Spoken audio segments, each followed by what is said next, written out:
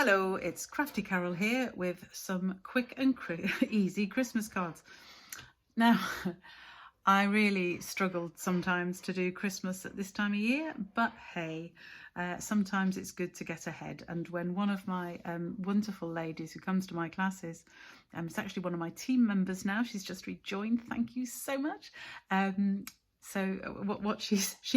We were here and I was saying, oh, our next class we'll do some Christmas cards, and she said, oh, I've made all my Christmas cards. I thought, flipping heck, it's not even quite the end of August. So I thought, right, this weekend we'll do some Christmas cards, some quick and easy Christmas cards, because we all need those. So these are the cards I've made, two on the exactly the same plan, if you like, template layout. So yeah, let me tell you about them.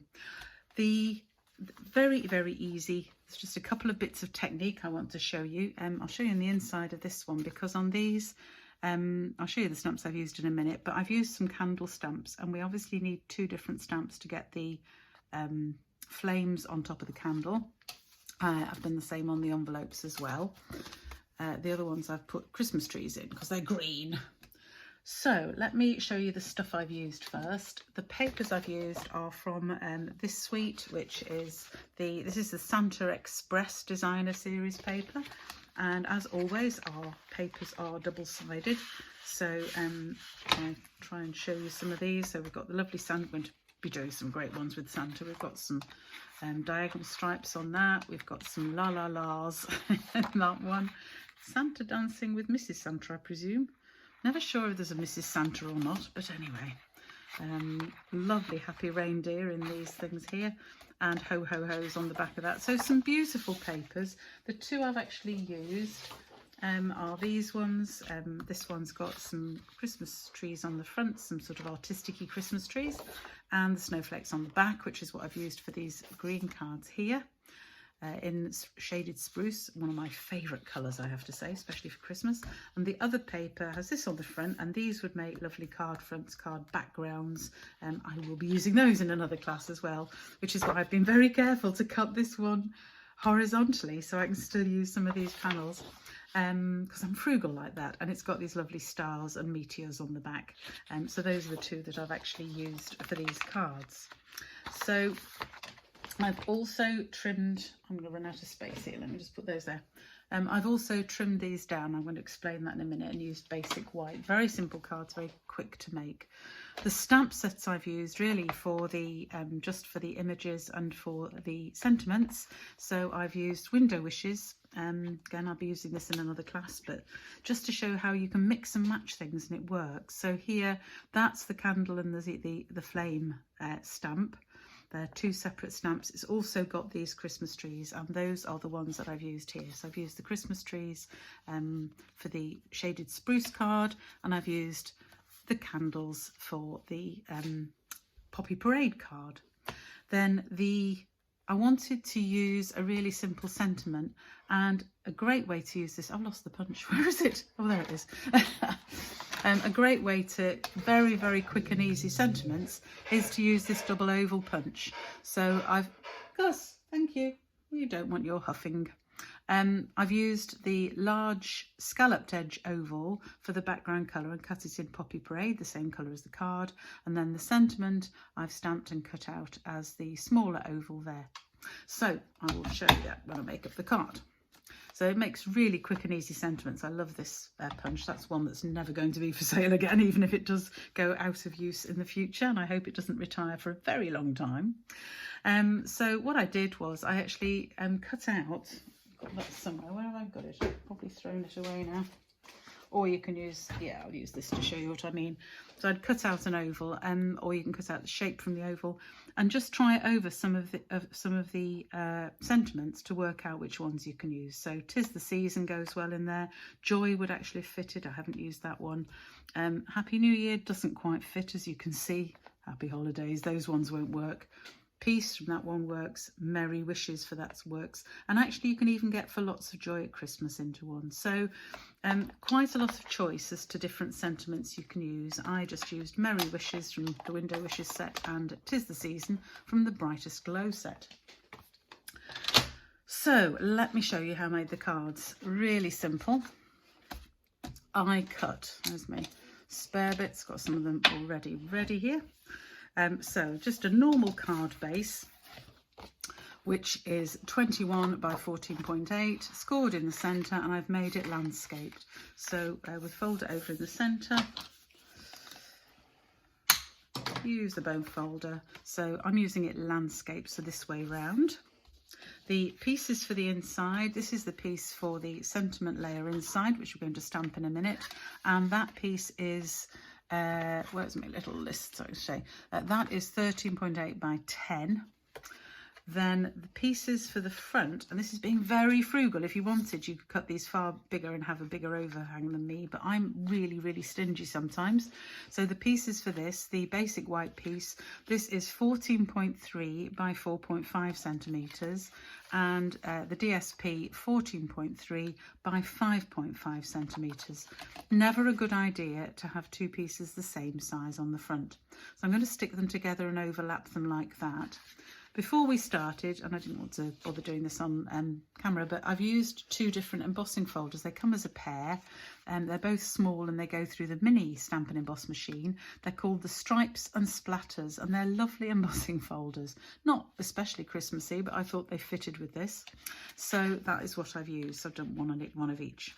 So I want to show you, if you're going to be stingy like me and use tiny bits of things, how to stick them together and get them right, because it's so easy to stick them so they'd be sort of off centre like that. So I'll show you how I've done that. Then I'm going to show you how to use the Stamparatus to get what you want for the image on there. And I just need to stamp a sentiment, that's okay. Right, this card is not sitting very flat, so let me just give it another bone fold. So to stick them together, that is the side I want on the front, and the splatter's got a front and a back as well. So I'm going to stick them together using the back. So I'm going to turn them over, and I'm going to first of all put some tear and tape, which I've lost again. No, here it is. Some tear and tape on the long edge of my DSP. So I'm going to start there and put it right along the edge. Make sure it's nice and even there. That's great. And I've done it for these other 4 cards, and I've got it nice and straight. This one I haven't. Let me just adjust it a little bit, hopefully without damaging the paper too much. I really don't want this showing on the other side. There we go. It's going to be covered by the ribbon, so I wouldn't worry too much. So then if I take off, ooh, didn't stick down that end, that's no good. Right, let's try again. There we go. If I take off the tear and tape, I'm then going to place this so that it's, do you know, that card's a bit bent. I'll make this the front, that's okay. So I'm going to place this so that it's the right gap, because I've left, when I've cut these, if you add those up, you'll find it's ½ a centimetre less, so 2.5 every side. So I'm going to bring it in 2.5, and then I'm going to stick this piece down, and I'm going to make sure it's in the right place by placing it again where I want it to be. And move that without trying to show you and keep my hands out of the way, which is quite difficult. I might have to leave my hands in the way. Place them where I want them to be so they're straight. And that one. Make sure the edges are lining up. There we go. And then press it down. And that sticks them together, and I've got that piece ready now.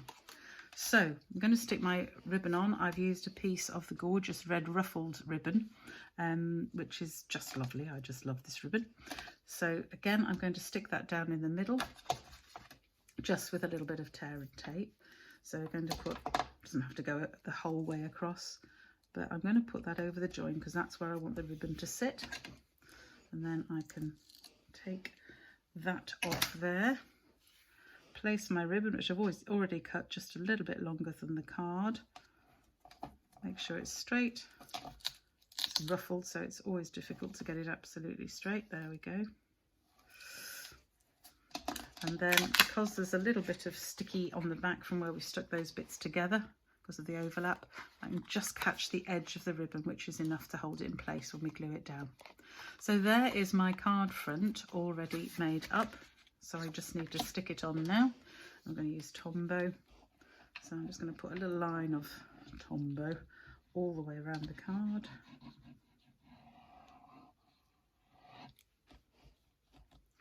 and a little sort of squidgy bit in the middle. There we go. And then we can place that on the card. Make sure it's in the centre. And there we have it. So just press that down.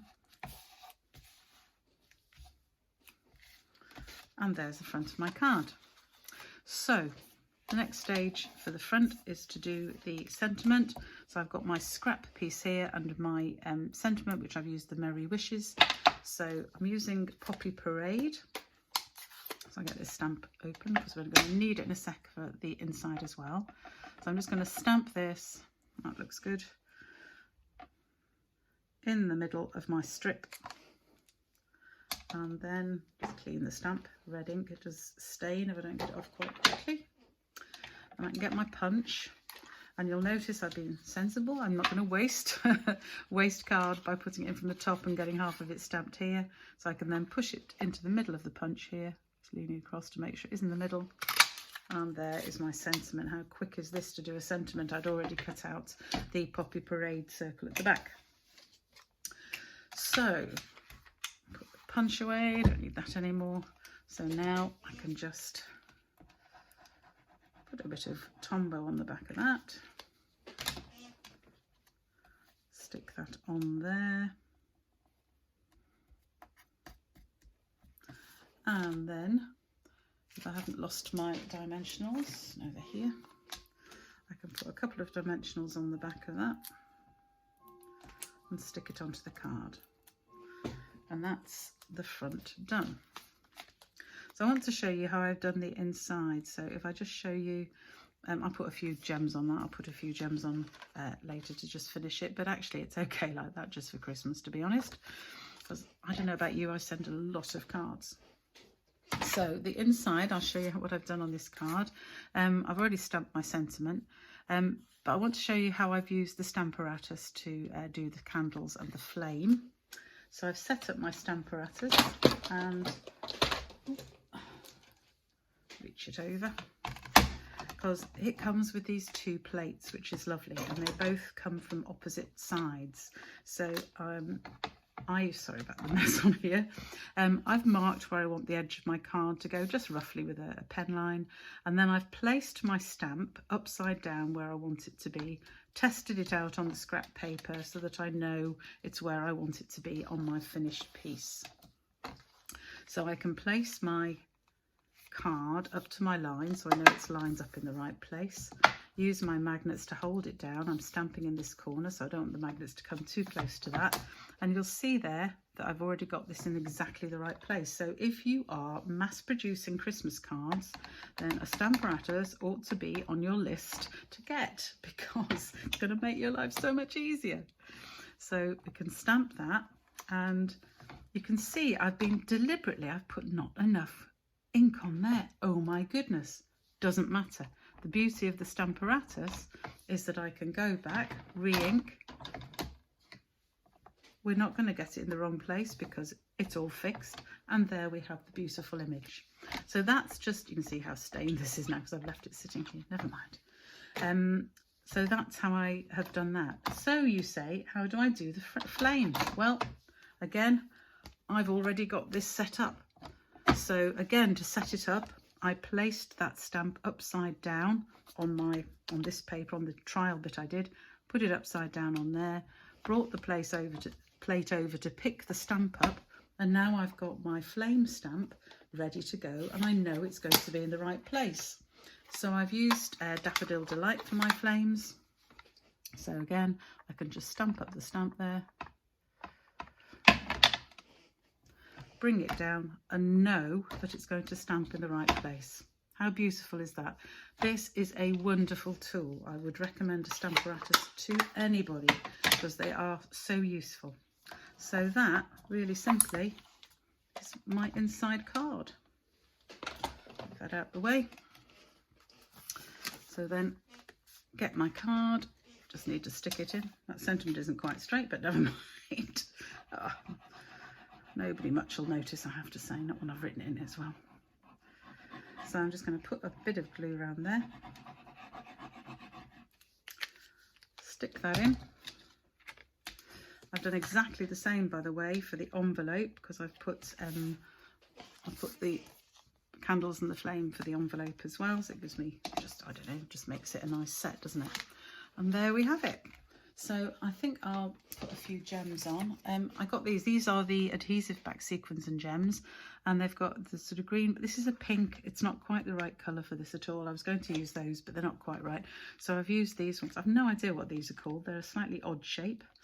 But hey, what the heck? I don't even know which way round they're supposed to be. It probably doesn't matter. Let's put these at a few funny angles and see what it looks like. I have another one here, perhaps. Yeah, they don't look too bad, do they? Let's have one in the middle of there, just going in a different angle again. There we go. So the other one, I put them straight on the other one, but hey, I don't think it matters too much. So there we have it. Some really quick and easy Christmas cards that I think anybody would be glad to get. We don't want Christmas cards to be too fancy, not for everyday use. I'd always do a very fancy one for close family, for example, but for quick and easy Christmas cards, I don't think you can beat this one. I hope you have a go. If you've enjoyed this video, please subscribe to the channel. Go to my website, you'll find details of all my classes. I run in-person classes and I run online craft-alongs, live ones. So please join the website, sign up for the email list, and you'll find out all about them. Bye for now.